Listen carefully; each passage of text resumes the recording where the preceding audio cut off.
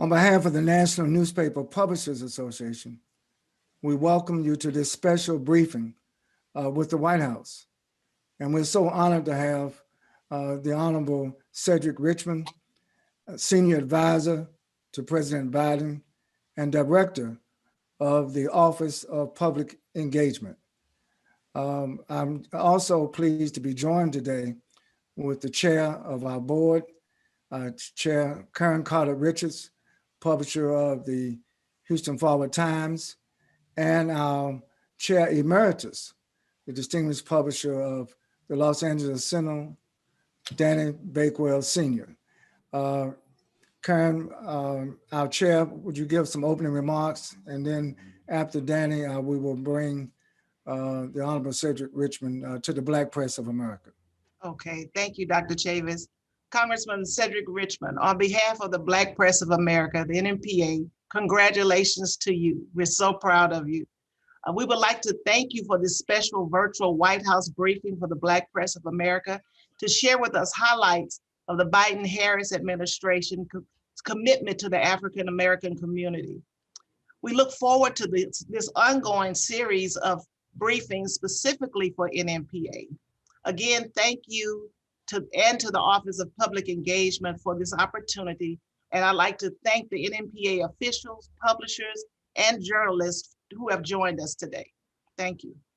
Very good. Chair Emeritus Danny Bakewell Sr., you're known all over the country for your great work. Please give your opening remarks. Well, I'd just like to thank the Honorable Cedric Richmond, who is not only a distinguished friend in terms of what he is leading in the Biden-Harris administration, but a longtime friend, personally and of the Black press. This is not a new safari for Cedric Richmond. He knows the Black press, he's engaged with the Black press, and he's always supported the Black press. So we are really in good hands, and we look forward to the things that he can do for us. He knows the pain that the Black press has consistently suffered over the many, many years, in spite of our good work, in terms of being denied and deprived of adequate, equitable advertising. And he's always talked about his commitment and his ability to have the power to do this. Now he has that, and now we see one of the first things on his agenda for the Biden-Harris administration is engaging with the Black press, and we want to talk about advertising. All right, very good. Cedric, let me just tell you who else is on the virtual call. We have our entire board of the National Newspaper Publishers Association, 17 members, made up of our executive committee, I would note, who are all sisters, Black women, at the head of the board of the NMPA. And we also have the executive committee of the NMPA Fund, which is our 501c3. We have 5 regions. All of our 5 regional presidents are also on this call. So, Brother Richmond, thank you so much. I just want to salute your staff in helping to put this event together on short notice. And I've met many of them during the campaign last year, Trey Baker, Cameron Trimble, Jennifer Molina, and others. I just want to note when I see people with good staff, I want to give the staff a shout out. You got a good staff, man, working with you. But please give us your opening remarks. And I know your agenda is tight, but specifically tell us about the commitments of the Biden-Harris administration to the African-American community.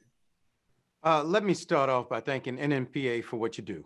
And not everybody knows it, so I'll take a second and just let people know. You tell the unvarnished truth. You give it to us unedited. In many places, that is the most reliable news that people can get, whether they're picking up a copy when they leave church, whether they're picking up a copy when they leave their local corner store or grocery store, or in my case, whether they're leaving their Black bank in New Orleans. This is where they pick up the information that they know that they can trust. And so when I think about NMPA, I think about Louisiana Weekly in New Orleans. I think about the Data News Weekly in New Orleans. I think about the New Orleans Tribune, which is not an NMPA member, but they are telling the truth and doing hard work. And at the same time, they're active members in the community. And so that's what you do. And the news that you deliver to people that this may be their only outlet to getting the news. And so I believe that with that becomes recognition that you reach audiences that other people can't reach, which means that there's a niche created, and that to me, there's value in that niche. And so our administration right now, one, you may hear me say this more than once on this conversation, is that you should judge people by their actions in the past. And on the campaign trail, President Biden made himself available to you all because it was important. And when you saw his investment, he made investments because it was important. And so now that we're in the job of governing, if you just take COVID-19, for example, and our dire need to get everybody vaccinated, we do know that there's real skepticism in this country. There's real skepticism in the Black community. And you can't say that it's not without some basis in reality. So if you look at the Tuskegee experiment, you look at generally how African Americans are being treated, you now want people to just believe that the government has their well-being in mind. And the fact that it was created in 10 months with a president who was not fully transparent or believable, we know we have work to do to build up the trust in the African American community so that they take the vaccine. And look, in order for us to heal and get past this health pandemic and economic crisis, people have to take the vaccine. I've had it, my mother's had it. And so, look, I believe in the science, but part of what it's going to take is us being very transparent, giving the facts of how and the science of how this vaccine, both Moderna and Pfizer, were created over 10 months when vaccines usually take a couple of years. We're willing to do all of that. And we have to do it in outlets that people believe. And we're going to give you the science. We're going to give you the facts so that you can make those determinations. The other thing is we're going to talk about how important the American Rescue Plan is, not only to the African American community, but the country. And so if we don't pass this plan, we stand to lose another 4 million jobs this year. And if we don't pass this plan, Black poverty is expected to be around 20% this year. If we pass this plan, it's reduced by a third. And so we get somewhere around 13%. And so this plan has real consequences for a number of communities. I mean, if it drops the poverty rate in the Hispanic community by nearly 40%. And so we want to invest in our communities, but it also gives us the ability to wrap our arms around the crisis, provide vaccines. We want to create mobile vaccination centers so we can go to hard to reach communities. We want to use our federally, our FQHCs, our community health centers to do vaccines. Look, we want to make sure that we spend all of our effort, our time and energy right now on making sure we can get past this pandemic, because it is no secret that when America has a cold, the Black community has a flu. And so we have to look at this in a comprehensive manner, and we cannot do it without the help of NMPA. Well, thank you. And that's a good segue. Our first question is about advertising, but I just want to pinpoint something. Right now, the CDC has messaging dollars that they're spending to get the message out. Health and Human Services also. What can we do to engage more of the Black press sector to help the administration get this word out? I think that in the past, at least over the last 4 years, there was very little, I mean, less than a crumb off the table that came from these agencies that are spending money to get words out, like on the COVID-19, but the Black press has been relatively left out. How can we correct that? Well, I think you've started on that today, but here's the truth of the matter. And I want people listening, because look, we're going to have people that say, oh, this is preferential treatment. Oh, this is some sort of giveaway or some sort of set aside. We have to reach everybody in this country. You all reach people that other newspapers, other outlets, other means of communication does not reach. And you reach it with a level of credibility that others may not have. So look, it is vital for us to get our hands around this, that we include you. And look, we're not going to ask you to do it for free. There's some things we are going to ask you to do for free in terms of public service announcements on certain things. But to the extent that we are advertising, I think you all should be a key component of it, because again, in Black and brown areas, there are outlets that are unique to them that we should be advertising in. Very good. In preparation, because we know the time is limited, we asked our publishers from around the country to submit questions. And of course, they're in the order. So this is the top question. President Biden has stated his commitment to racial justice and economic equity. The NNPA, as we've stated, represents the Black press of America. We are independent, local, and regional African-American owned news and media businesses. Can you confirm, Brother Richmond, that the Biden-Harris administration will ensure that President Biden's recent executive orders on racial justice and equity will be enforced and specifically implemented by all of the administration's cabinet departments, agencies, and other federal instrumentalities with respect to a whole of government commitment to advertise and spend with African-American and other people of color news and business, media businesses? Look, that's a great question, Dr. Chavis. This is part of where I would say, let past actions give you an inference. But let me just start with how serious the president is on racial equity. On his first day, one of his executive orders was establishing a whole of government plan on racial equity. And that is holding every agency, every department accountable, and finding out where we are now and moving towards progress. And so it will be housed in DPC. Ambassador Rice will be in charge of it, and he gave it to Ambassador Rice because she is phenomenal, and I will assist her in any way that I can. But we are absolutely dead serious about racial equity. And so if you look at that executive order, it said exactly what he said on the campaign, that I am going to make this a priority through the whole of government, that this is going to be something that we monitor, we look at, and we're going to move the ball. And then if you look just a couple of days after he signed that executive order, he gave a speech on racial equity. And that speech basically said, I said I was going to do this. I did it on the first day. And this is where I'm headed in the future. And that is to invest in our HBCUs.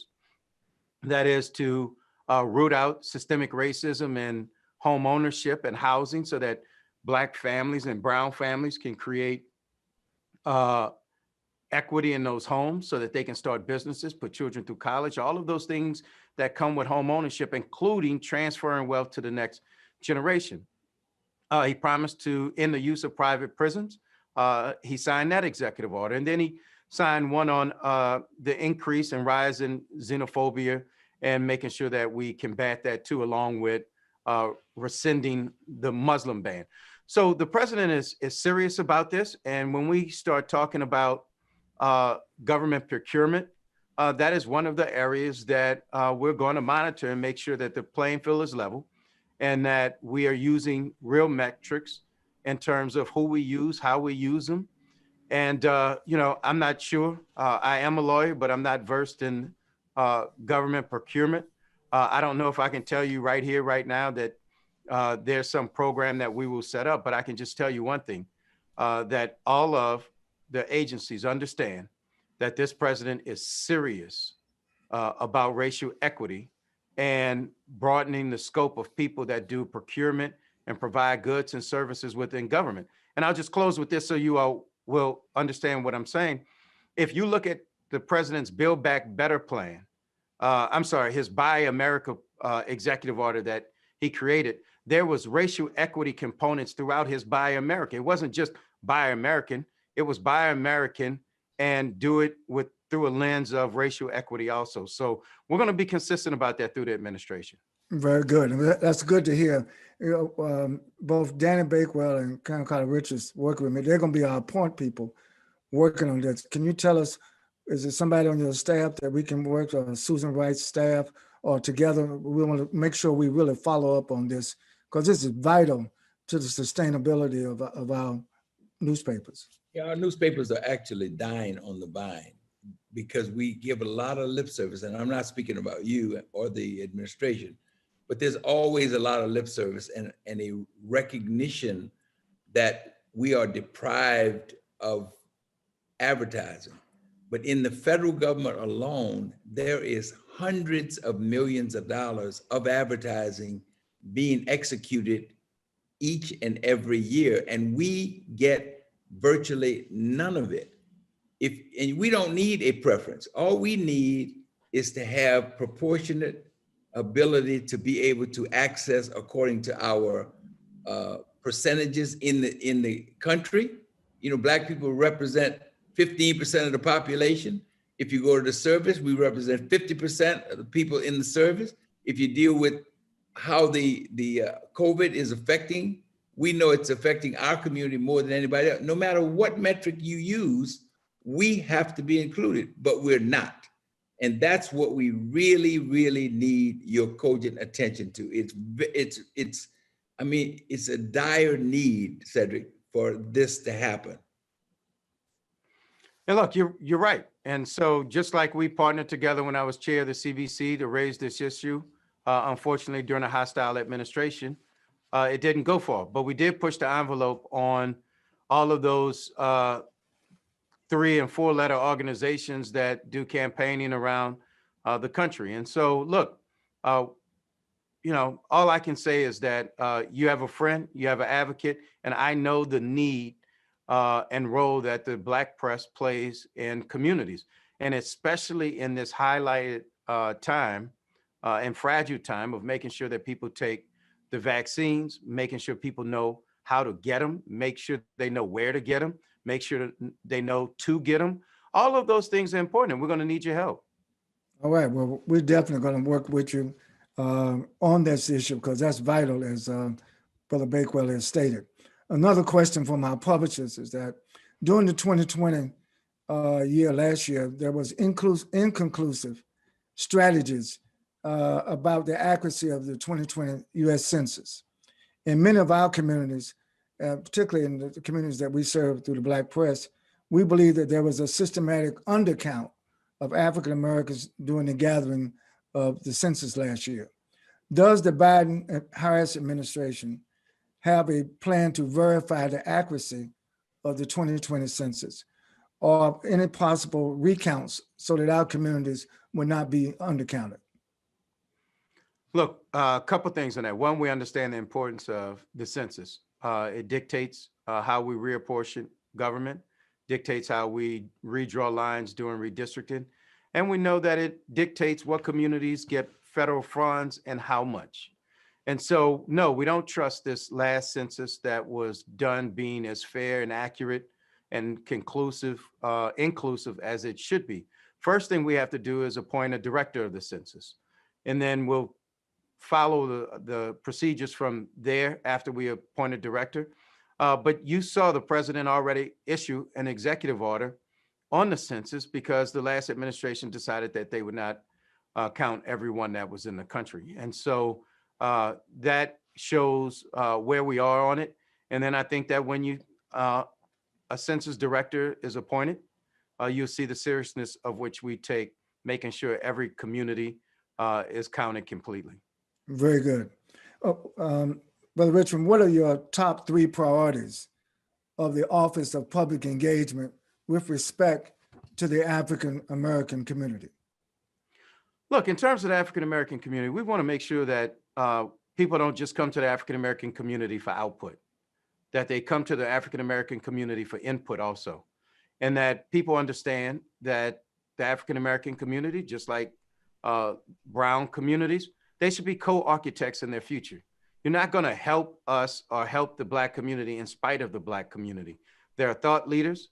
There are other people out there that have spent a lot of time either in the community or in the classroom or in strategy meetings, figuring out how to move communities forward. And we want to make sure that they're at the table. And so that's where we are in terms of the Office of Public Engagement and making sure that we engage with the African American community. But the other part is making sure that, one, the African-American community is not left behind by the COVID response, and that as we invest in the future and invest in people, that we're investing in our communities. Very good. This next question is a two-part question. Has the Biden-Harris administration received a comprehensive list of issues that impact the quality of life of the African-American community, such as a national Black agenda? If so, can you share with us the major issues of that agenda that have been raised? And if not, are you open to receiving a national Black agenda for consideration by the Biden-Harris administration? Yeah, I have a couple answers to that too. The short answer is yes. And we have received many policy papers on what can and should be done to help the African-American community. Some highlight more of the issues that is facing than others, but they all provide a blueprint for addressing those issues. So from the Urban League to the NAACP to Color of Change to Black Lives Matter to the Black Lives Movement, all of, I will say this about the African-American community, our activists out there, our young activists, our seasoned activists and leaders. Everybody's been thought leaders on getting us to an agenda. And so during the campaign, you saw the president himself create his own agenda for the Black community based off of research and papers and policies done by a number of people, which was his Lift Every Voice plan. And so we're focusing on a number of areas after mentioning all those plans. One, when you talk about equity in the community, the president is very clear. Equity does not start and end with criminal justice reform.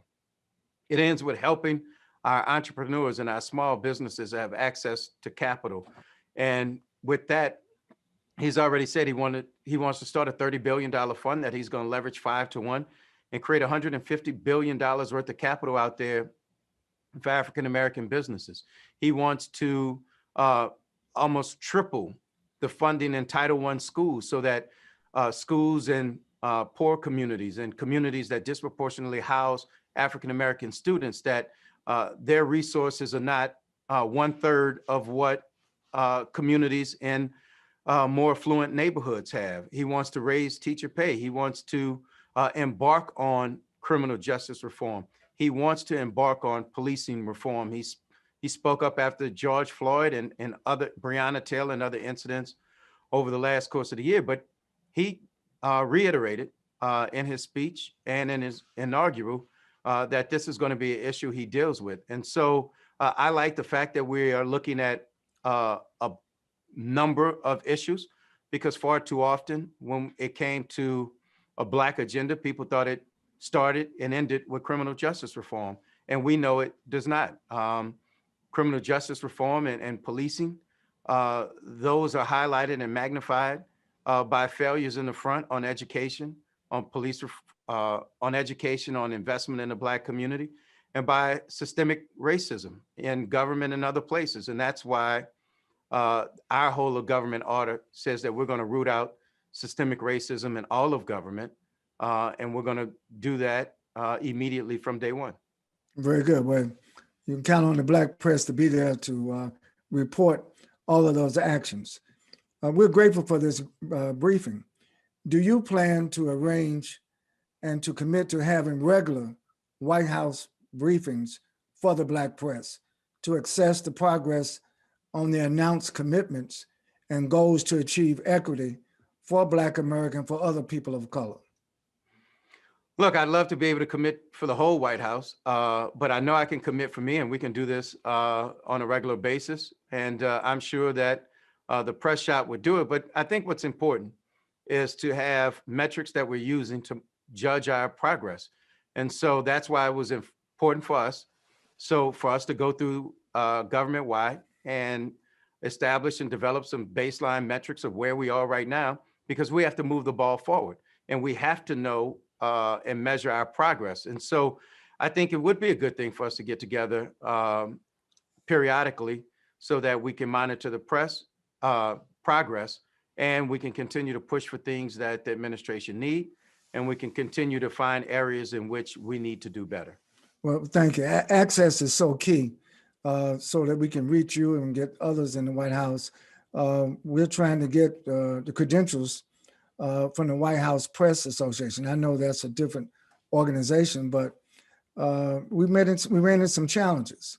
The people running the White House Press Association didn't even know what our entities were, and because they kind of cater to the mainstream. But I think it's so important to have the Black press represented in the White House briefings. I'm talking about daily, as well as on special events. So we'll be dealing with some of your staff to maybe you can help us make sure that there's a little bit more diversity and inclusion in the formal White House briefings. But I can move on. One of our publishers wanted to know, what is the Biden-Harris administration's stance, and are you committed to support DC statehood? I think it's clear that the president has supported DC statehood in the past, and I don't know or have any information that has changed. It's been a public position of his before. Very good. How will the Biden-Harris administration increase support for the nation's historically Black colleges and universities? And what steps will you take to bring, or actually to bridge the widening education gap in the public schools? Our young people are experiencing, even during the COVID-19, a lot of disparities, a lot of hardship in the public schools, but also our HBCUs need help. Well, K through 12, that's why it's important that we triple Title I funding. That will be a key component to not leveling the playing field, but actually creating some equity in that space and making sure that the communities who need the money the most get the most.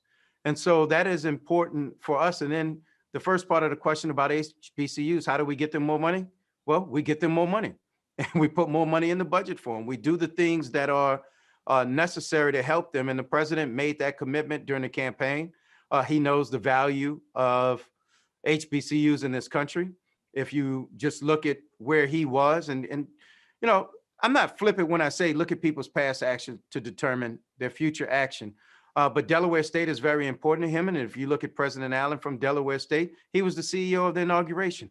He knows the talent and at HBCUs. And the other thing that he knows, and this administration knows, is the great talent that HBCUs have produced, the technology and the contribution that HBCUs have made to society with limited funds compared to other public universities.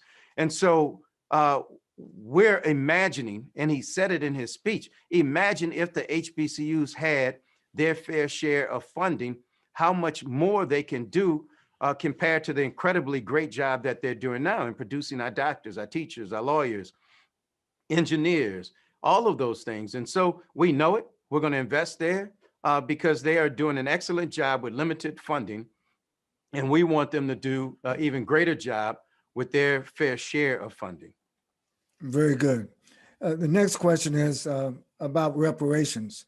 Where does the Biden-Harris administration stand on the enactment of H.R. 40? That's the bill to create a study commission on reparations. And if it doesn't get through the Senate, will the president issue an executive order to establish a national reparations commission?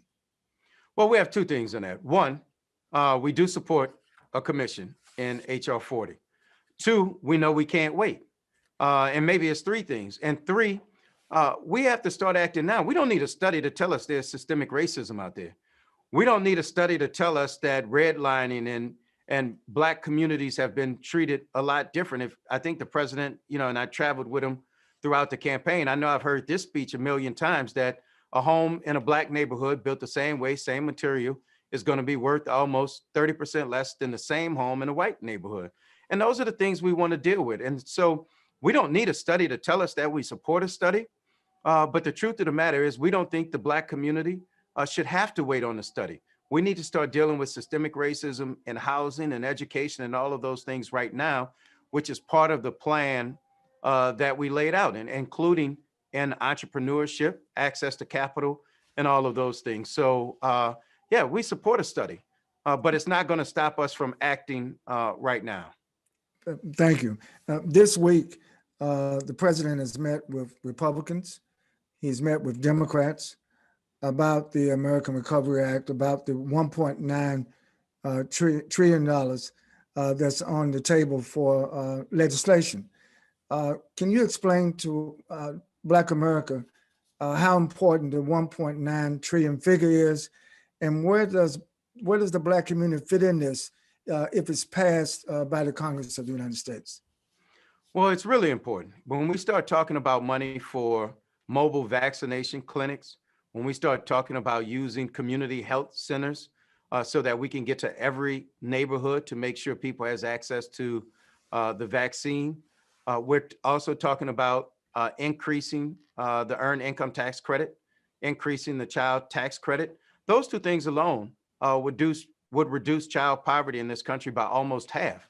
And so that's a fundamental and monumental change in communities of color and in the Black community. And so there's a large list, and part of our American Rescue Plan is the importance of that racial equity is written throughout that also. Because as we look at COVID-19, we know that it's African-American communities, brown communities, that are bearing the brunt of it, more likely to not survive it. And then if you look at the economic aspects of it, we're bearing the brunt of that also. And so we want to make sure that we deal with it all. And look, also, you have to look at children and getting them back in the classroom, because parents can't go to work if they have to do virtual schooling. And so that's $130 billion that we have in the plan so that we can get children back in the classroom in a safe manner, so that we protect the teachers and their families that they go home to. And those are things that we're going to have to do in terms of testing, in terms of smaller classroom sizes, better ventilation, and the infrastructure of partitions. And not to mention the most popular part of the plan, which is $1,400 checks to put in people's pocket right now to help them through these hard times. And so those are all key components that I think go across the board, but are valuable to the African-American community. And the last three things I'll say about it is, it expands unemployment insurance past March 15th, because we know some jobs are not coming back right now. It extends the foreclosure and eviction moratorium. And so those things are important. And that's why we are doing our best in exerting all our energy into trying to pass it, but pass it now. We've watched Congress pass 5 recovery bills for COVID. I was there. I participated in all 5. All 5 have one thing in common. They were all too little, too late to make a difference in the lives of the American people. So we're not going to make that mistake. We want to do it right now, because we know, and you all know probably better than we do, that there are too many people out there that are breaking their backs in order to keep a roof over their head, clothes on their back, and food on the table. Government has to help them. Absolutely. Well, now that the Democrats control the House, control the Senate, and a shout out to Georgia for turning out that tremendous Black vote. And now we have 2 new senators from Georgia. But you control the White House, the Senate, and the House. So when can we expect the $1.9 trillion bill to be enacted? Look, I don't have a hard date. What we know is important is that it happened before March 15th, when all of these cliffs hit the American people, or when the American people hit the cliff. Can you explain that a little deeper about the deadline of March 15th? March 15th is when unemployment insurance, the enhanced unemployment insurance, runs out. It's when the foreclosure and the eviction moratorium stop. And if we don't give the American people help before then many will be facing evictions and foreclosures. Many will be left without unemployment insurance, but more importantly, they won't have a job they can go to if they wanted to. And so if we don't pass it, we're going to lose 4 million jobs this year. And so that's why it's so important to do it before that date. But we want it done as quickly as possible. So you saw both the Senate and the House pass the initial steps so that we could start refining and creating the bill. And so we're going to keep moving. And look, full disclosure, we are doing outreach to our Republican members in the House and the Senate because we want them to come along with us. But we're not going to compromise our values, and we're not going to delay aid to the American people. This bill is already bipartisan. There are Republican mayors all around this country that support it, Republican elected officials all around this country. And by the way, 50% of Republicans in the country support the American Rescue Plan. So it's bipartisan, and we won't let Congress hold us hostage in delivering help to the American people. So we're trying to get it done as quickly as possible. Thank you. Well, before we wrap up, I want to call back to Dana Bakewell and to our chair, Karen Carter Richards, for their closing comments or remarks or questions. Dana? Unmute Dana, yes, okay. There we go. Cedric, again, thanks for this briefing. I just want to ask one question. Do you think it's appropriate, and do you think that you can persuade the president to sign an executive order specifically dealing with advertising in the federal government? That is crucial to us. And this does not need a new budget allocation. This is just equitably distributing the advertising that's already there. And it would be a flood of money coming into the Black community. It's one thing to say we need to support COVID. We need to give the proper messages to Black people. We can do that. We consistently do that. I can't impress upon you enough, and you and I have had this conversation many times. These publishers on this call, we need advertising. That is the lifeline and the lifeblood of our Black businesses going forward. There is no Black community, no entity within the Black community, the Black church, Black business. Everybody comes first and foremost to the Black press. Even before you're known nationally, they are known within the Black community because of the Black press. We need help. We appreciate everything you're doing. But my specific question is, do you think the president will ink an executive order related to advertise? It could just be equitable advertising within the federal government, because it doesn't exist. You're talking about a baseline. The baseline will show we are on zero. Danny, the short answer is I don't know if he can issue an executive order on procurement. There are some rules there. However, I know what I've said before is that we can stress racial equity, and I'm not ruling it out. I just don't know if it's legal. But let me go to your second point. When you talk about the need of the Black press right now, I think it's two things. It's not just the needs of the Black press and that you need it. I think the real point is that you deserve it, and that you've earned it, and that you have audiences that you talk to that other people can't talk to. Therefore, you provide a good and a service that other people can't survive. Because I don't want anybody who is deciding to take a clip of this audio and put it on any particular network and make it seem like we're just trying to bail out any particular industry because they have needs. That is not the case here. The Black press has earned this. They deserve it. They reach communities and people that we can't reach as a government or mainstream press. And if we're going to get our arms around this pandemic, is we're going to continue to recruit for the Army and the armed services, right. And whether we're going to do the census, whether we're going to do it for health and human services, all across government. If we're going to make government accessible to everybody, first they have to know it's there. Hey. And that's why I believe that you all have earned it by showing that you reach people that other outlets don't reach. Very good. We only want equity and reciprocity, nothing. Absolutely. Exactly. Very good. Thank you, Danny. And Congressman Richmond, thank you for that sober response.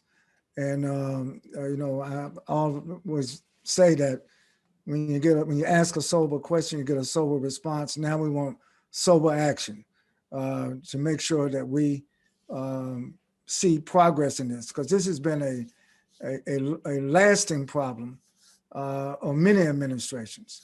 And I think the Biden-Harris administration prides itself for being the most diverse and inclusive administration in the history of America. And what Dan is saying is if there's anybody that's going to do it, we should have it done now where our Black press can be included. This is a business. We're not asking for charity. This is a business proposition where we can do the work that others have purported to do, but we know that we do so effectively and efficiently through the Black press. But Karen Carter Richards, our chair, want to give us some closing remarks before we thank Congressman Richmond. I would just like to say, I don't want to go over again what Dr. Danny Bakewell and Dr. Chavis have said, but definitely we are the team that can do the outreach in our community. And so with that, I would just say that we really thank you for this opportunity. We're looking forward to more briefings so that we can get this information out to our communities. Thank you again. So Congressman Richmond, thank you again. My last question to you, and we have some of our major journalists, and they sent me a little note. Explain to us, how is it early last year, actually before last year, you saw the rise of a Joe Biden when hardly nobody else would stand with him. As a member of Congress, you begin to stand with Joe Biden. Explain to us, in sum, your relationship to the President of the United States. We know you have the title senior advisor, but give us a little deeper insight of your relationship with President Joe Biden. Look, it started well before the 2018 midterms. Everybody was focused on taking back the House so that we could do good for the American people and we could stop the bad stuff in which the administration was doing. And all of the polling showed that we had a rock star out there that we were not using, and that was Joe Biden. And I called and said, hey, will you go campaign for all these candidates, Black candidates, white candidates? He was able to go campaign for everybody.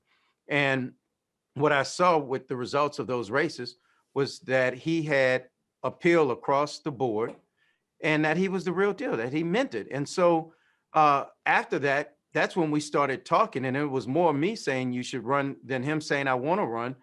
And then Charlottesville happened.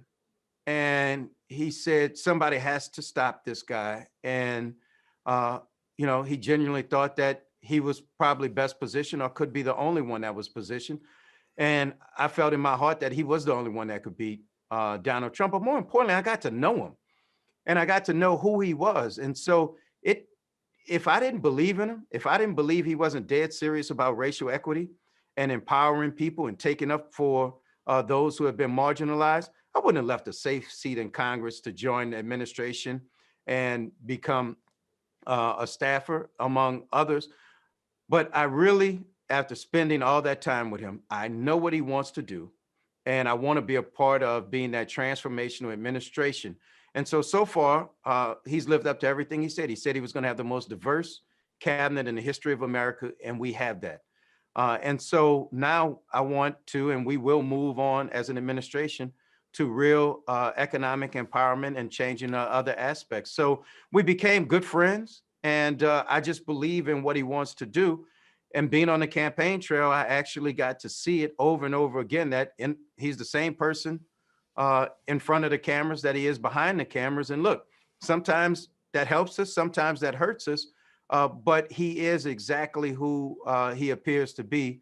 And he's just genuine and authentic. And so we need somebody who's going to be a friend to the Black and brown communities around this country to make sure that they have an advocate at the highest level of government that will hold all of government responsible for righting the wrongs of the past. And so, that's how I got here. And I don't regret it. I think that this is going to be a great administration. And I don't want to stop this without talking about the historic rock star nature of our vice president. She is the real deal.